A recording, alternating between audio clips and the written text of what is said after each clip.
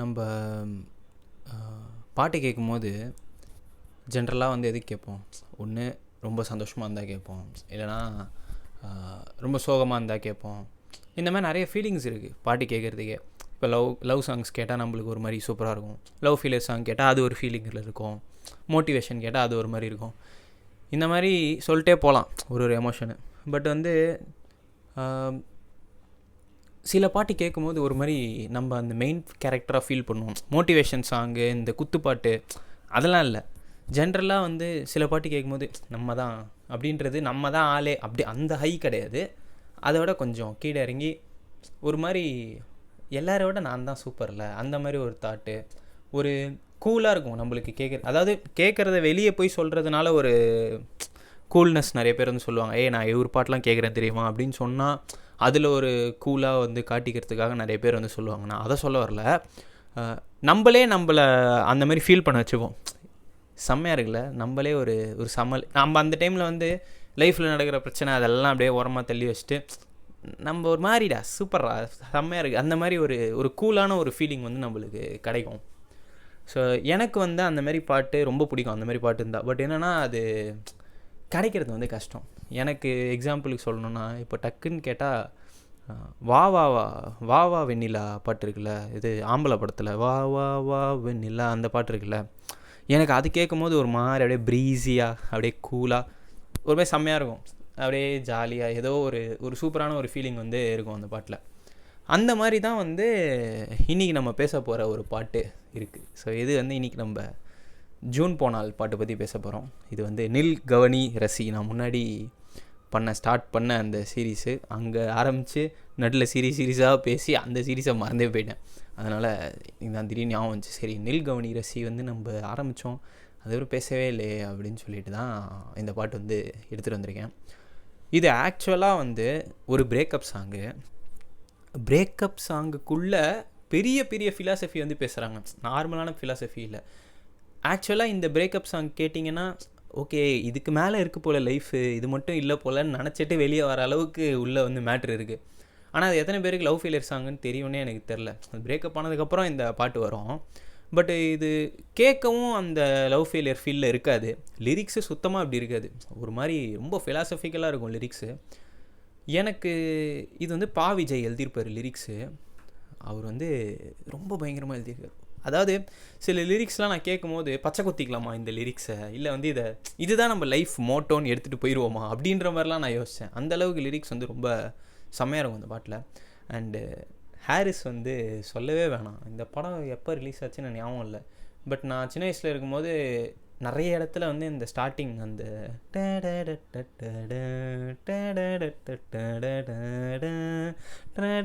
அந்த மியூசிக் வந்து நான் நிறைய இடத்துல வந்து கேட்டிருக்கேன்.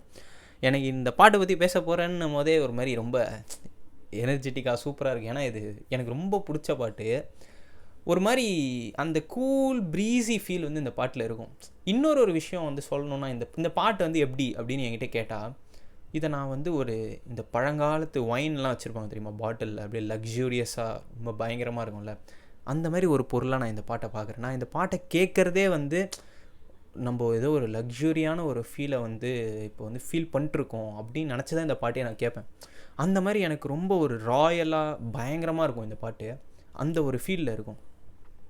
ஏன்னே தெரில, அந்த பாட்டோட மியூசிக்காக என்னன்னு தெரில, ஒரு ரிச்னஸ் வந்து அந்த பாட்டில் அப்படியே இருக்கும். அது மட்டும் இல்லாமல் இன்னும் ஒரு 20 வருஷம் கழித்து இன்னும் பயங்கரமாக ஏஜ் ஆகும் இந்த பாட்டு. அப்படியே நார்மலாக விட்டு போகிற பாட்டு மாதிரி இல்லாமல் இன்னும் பயங்கரமாக ஏஜ் ஆகும். 20 வருஷம் கழித்து இந்த பாட்டு நீங்கள் கேட்கும்போது, ஓ இந்த பாட்டு வந்து அப்போ போட்ட பாட்டா அப்படின்னே உங்களுக்கு தெரியாது. நேற்று போட்ட பாட்டு மாதிரி அப்பையும் இதே மாதிரி ரெலவெண்ட்டாக அந்த சவுண்டில் அந்த பாட்டு வந்து எப்போவுமே இருக்கும்ன்றது தான் என்னோட ரொம்ப பெரிய ஒரு நம்பிக்கை. ஏன்னா ஹாரிஸோட எல்லா பாட்டுலேயுமே வந்து அந்த ஃபீலிங் இருக்கும், செம்ம கிளாரிட்டியாக பயங்கரமாக. நம்ம இயர்ஃபோன்ஸ் போட்டு கேட்டாலும் சரி, இல்லை ஃபோன் ஸ்பீக்கரில் கேட்டாலும் சரி, காரில் போட்டு கேட்டாலும் சரி, எங்கே கேட்டாலும் ஒரே மாதிரி இருக்கும் பாட்டு. அந்த அளவுக்கு வந்து பக்காவாக இருக்கும் ஹாரிஸ் பாட்டு. ஸோ அந்த மாதிரி வந்து இந்த பாட்டு ரொம்ப க்ளீனாக பயங்கரமாக இருக்கும். இது கிறிஷ் வேறு பாடியிருப்பார். கிறிஷோட வாய்ஸ் வந்து இந்த பாட்டில் ஒரு ஐஸ் கட்டி மாதிரி இருக்கும், ஒரு மாதிரி ஜில்லுன்னு. ஆனால் வந்து அது கரையிற மாதிரி ஒரு ஸ்டேட்டில் இருக்குது, ஆனால் கரையில். அந்த மாதிரி ஒரு க்ளீனாக கிளியராக ஆனால் ஒரு ஷார்ப்னஸோட ஒரு மாதிரி அப்படி இருக்கும், செம்மையாக இருக்கும் ஒரு வாய்ஸு. ஸோ இந்த பாட்டோட அந்த ஸ்டார்டிங் மியூசிக் ஆரம்பிக்குதுல்ல, அங்கேயே வந்து எனக்கு அதை கேட்கும் போது எப்படி இருக்குன்னா, நான் வந்து ஒரு ஒரு கேலக்ஸி, ஒரு ஸ்பேஸில் இருக்கேன் அப்படின்ற மாதிரி இருக்குது. ஆனால் நான் ஸ்பேஸில் வந்து சும்மா இல்லை, ஸ்பேஸில் கால் மேலே கால் போட்டு உக்காந்துட்டு இயர்ஃபோன்ஸில் இந்த பாட்டு கேட்டு நூடுல்ஸ் சாப்பிட்டுட்டு இருக்கேன்ற மாதிரி எனக்கு வந்து தோணுது. ஏன் இந்த விஷுவல்ஸ் வந்ததுன்னு தெரில. பட் ஒரு மாதிரி படுத்துக்கிட்டே கால் மேலே கால் போட்டு மேலே ஒரு சின்ன ஓட்டை வழியாக நான் வந்து அப்படியே இந்த கேலக்ஸி அதெல்லாம் வந்து பார்த்துக்கிட்டு இருக்கேன், அந்த ஸ்டார்ஸ்லாம் பார்த்துட்டு அப்படியே சில் பண்ணிட்டுருக்கேன். அந்த மாதிரி ஒரு தாட் வரும் இந்த பாட்டில். ஏன்னா அந்த மியூசிக் வந்து நம்ம என்ன கஷ்டம் என்னவாக இருந்தாலும் பரபரப்பு எல்லாத்தையுமே வந்து ஸ்டாப் பண்ணிவிட்டு கொஞ்சம் ரிலாக்ஸ் பண்ணு, என்ன இருக்குது பார்த்துக்கலாம், கொஞ்சம் அப்படியே இது பண்ணு அப்படின்ற மாதிரி இந்த பாட்டு வந்து எனக்கு வந்து அப்படி இருக்கும். ஏன்னா அந்த ஸ்டார்டிங் மியூசிக் அந்த சாக்ஸோஃபோனில் அப்படி வருது, ஹாரிஸுக்கே உரித்தான அந்த சாக்ஸோஃபோன். ஒரு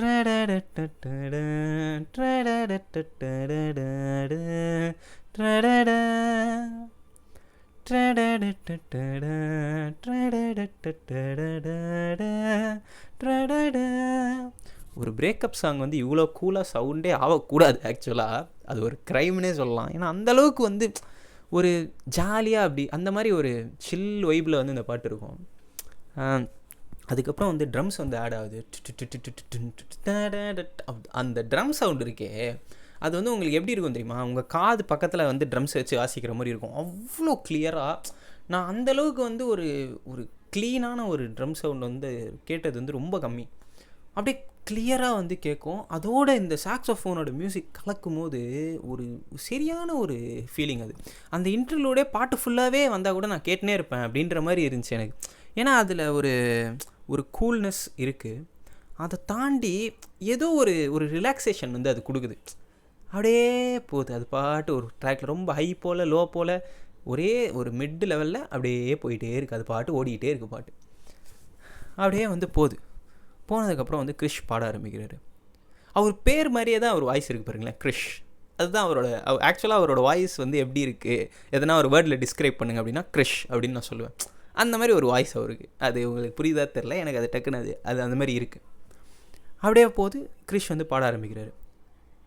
ஜூன் போனால் ஜூலை காற்றே, கண் பார்த்தால் காதல் காற்றே, பூ பூத்தால் தேன் வருமே, பெண் பார்த்தால் தீ வருமே, என்னாச்சு தோணலியே, ஏதாச்சு தெரியலியே,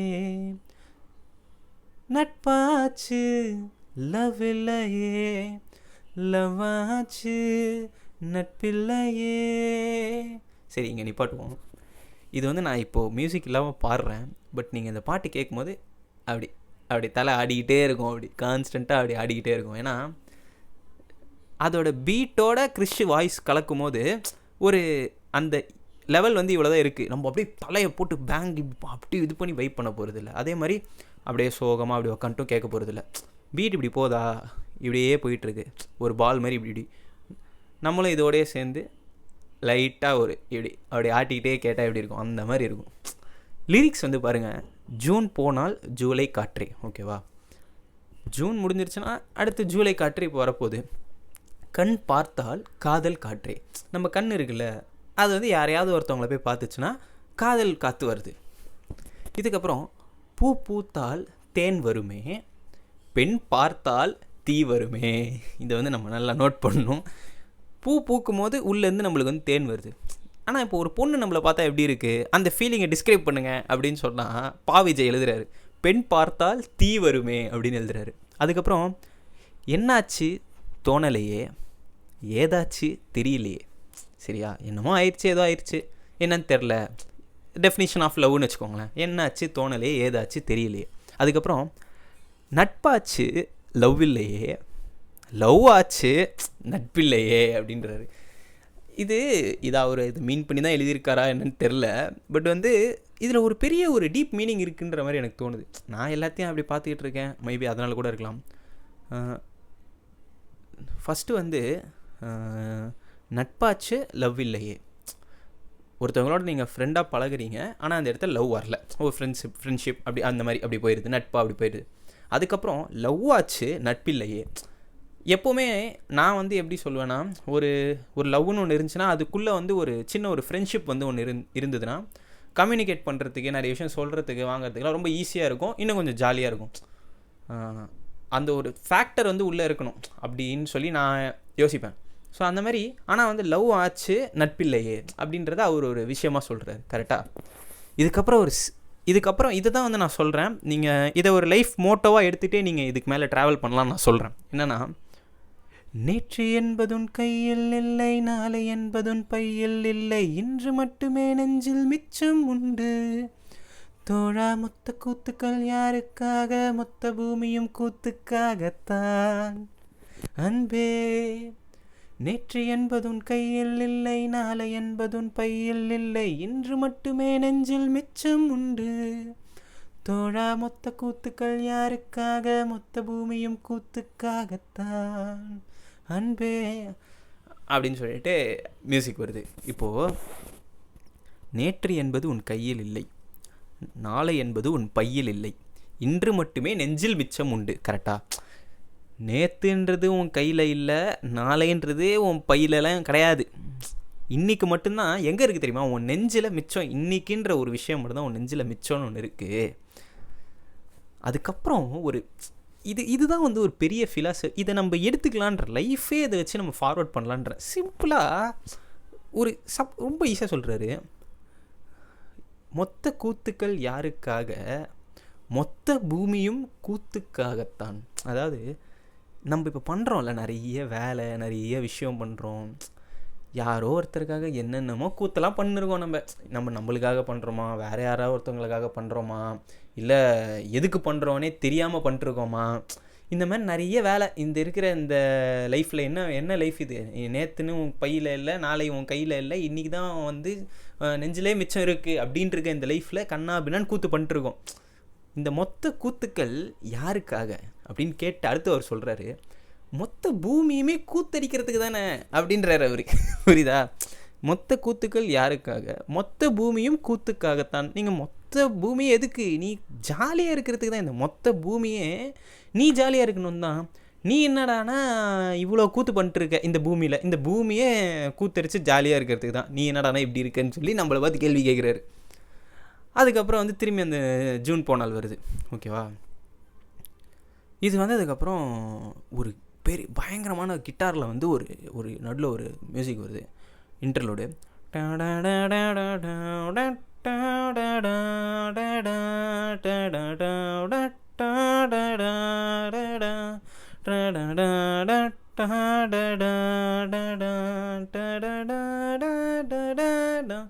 அதாவது பாட்டே இப்படி மிட் லெவலில் போயிட்டுருக்கு. அதில் ஒரு கொஞ்சம் ஹையாக இருக்க மாதிரி ஒரு கிட்டார் வருது. ஆனால் அதுவும் அந்த மிட் லெவல்லே தான் இருக்குது. நம்ம எல்லாத்துக்குமே ஒரு அந்த கான்ஸ்டன்ட் வைப்லேயே இருப்போம். அந்த வைப் வந்து ஒரு நிமிஷம், ஒரு செகண்ட் கூட தவறவே தவறாது. பாட்டு எங்கே ஸ்டார்ட் ஆகுதோ, எங்கே முடியுதோ, ஸ்டார்ட் ஆன இடத்துல நம்மளுக்கு என்ன ஃபீல் ஆச்சோ அதுதான் முடிகிற வரைக்கும் நம்ம அப்படியே ஃபீல் ஆகிட்டு இருக்கும். இதுக்கப்புறம் பாட்டு வந்து வருது. சொல்கிறாரு, அறைக்குள்ளே மழை வருமா, வெளியே வா குதூகலமா. நான் இங்கே நிப்பாட்டுறேன். அறைக்குள்ளே மழை வருமா, ஓகேவா, வெளியே வா குதூகலமா. இந்த பவர் பாண்டி படத்தில் சொல்லுவார்ல, நீ எதுக்கு கொடகுள்ளே நிற்கிற, வெளியே வா, மழையை ரசிக்காத வாழ்க்கை என்ன வாழ்க்கை. அதை 2 லைனில் சிம்பிளாக சொல்லிட்டாரு. அறைக்குள்ளே மழை வருமா, ரூமில் உட்காந்து தான் மழை வருமாடா, வராதுல. இப்போ வெளியே வா குதூகலமா, எதுக்கு உட்காந்துருக்க உள்ள அப்படின்னு கேட்குறாரு. அதுக்கப்புறம், இந்த பூமி பந்து எங்கள் கூடை பந்து, அந்த வானம் வந்து கூரை செய்ததின்று அப்படின்றாரு. அதாவது இந்த பூமி பந்து இருக்குல்ல, இது வந்து எங்களோட பேஸ்கெட் பால்ரா. இது வானம் வந்து கூரை மாதிரி பண்ணிடுச்சு, அதுக்குன்னு பூமியை வந்து பேஸ்கெட் பால்னு சொல்லாமல் இருக்க முடியுமா? பூமி வந்து எங்கள் கூடைப்பந்து, அந்த வானம் வந்து கூரை செய்ததின்று அப்படின்னு சொல்லிட்டு கிரேட்டஸ்ட் ஃபிலாசபியை சொல்கிறாரு. கரை இருக்கும் நிலவினை சலவை செய், சிறை இருக்கும் மனங்களை பறவை செய், எந்த மலர்களும் கண்ணீர் சிந்தி கண்டதில்லை, ஜூன் போனால் ஜூலை காற்றே அப்படின்றார். அதாவது